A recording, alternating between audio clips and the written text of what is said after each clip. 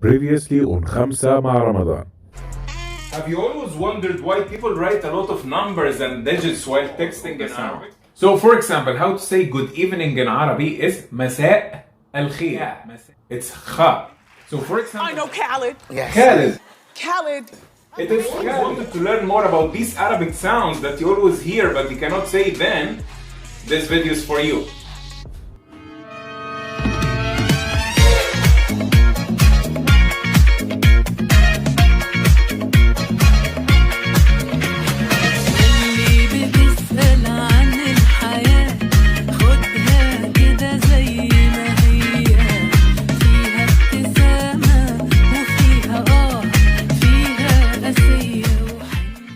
Quickly, we'll go with the second table, which is the rare ones that you might see just in case. Number 4 is the sha.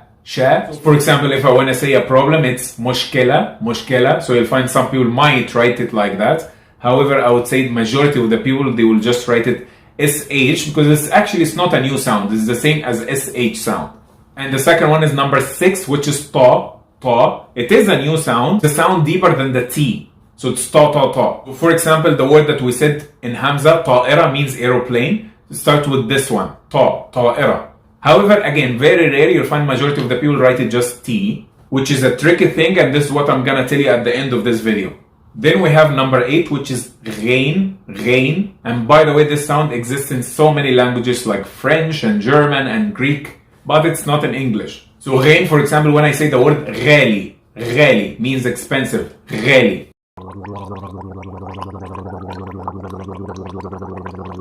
So some people will write it with number 8, and some people write it like this, 3, which is the ain with a little comma. However, I would say majority of the Arabic people will write it with just gh. Then finally we have number 9, which is half, semi-important. Why? Because it represents the letter qaf, which a lot of people tell me that qaf looks like a snail. I don't know if you see that. Yeah! For example, when I say the word qadim, it means old. Old for objects, not for humans, because there is another word for humans, which is ajuz. So qadim means old. This is how I pronounce it, qadim.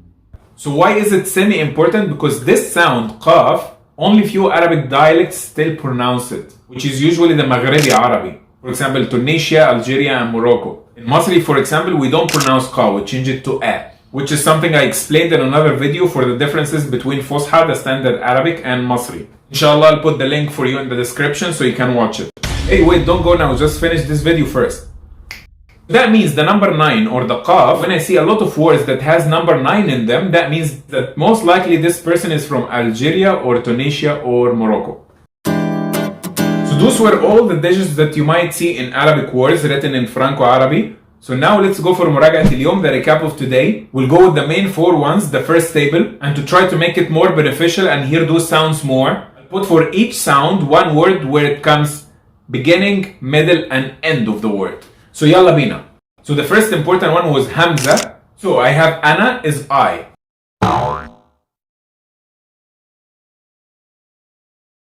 Now with Hamza in the middle, like in the word mas'ul.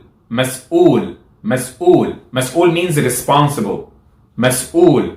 And with Hamza at the end, like in the word shita. Shita means winter. Shita. Now with ayn in the beginning, like alam or al-alam. Al-alam means the world. Al-alam. Ayn in the middle, na'na'. Na'na' means mint. And by the way, I love this word, na'na', because it's perfect practice for ayn. As you see, it comes middle and end of the word as well. Na'na'. Now with ayn at the end, like isma'. Imperative verb that means listen, like hey, listen. So isma'. Quickly, it will be isma'i, by the way, if addressing a female. So isma'i. طيب يلا, now with kha in the beginning, like khalas. Khalas means finished or done. Very common word. Khalas. Kha in the middle, like sakhin. Sakhin means hot. Sakhin. By the way, in Masri for hot we say another word which is sukhin. As you see, from the same root and also has kha in the middle. Sukhin or sakhin means hot. Now with kha at the end, like the word sheikh, which is a very important word. Literally it means old man, but also it's used as a title, especially in the Gulf countries. So خلاص, from today it is sheikh, not shake. So this is shake.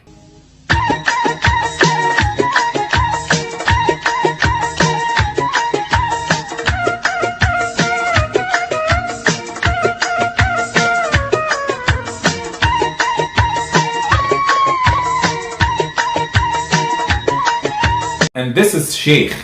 أمين وأمين على الأمة ونور في الغيمة والغمة أمين وأمين على الأمة. And finally the letter ha in the beginning, like hummus, hummus, the food, the chickpeas, hummus. In the middle, like mustahil, mustahil, mustahil means impossible. And at the end, like sabah, sabah, sabah al khair, for example, which means good morning, sabah.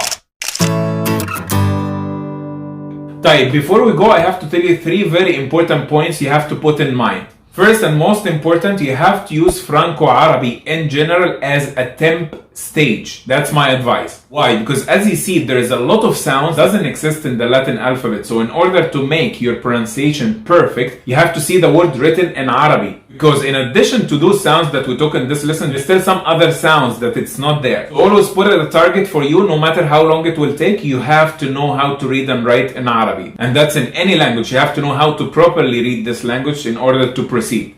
Second important note that this Franco-Arabic is unofficial way of writing. It's a casual way of writing.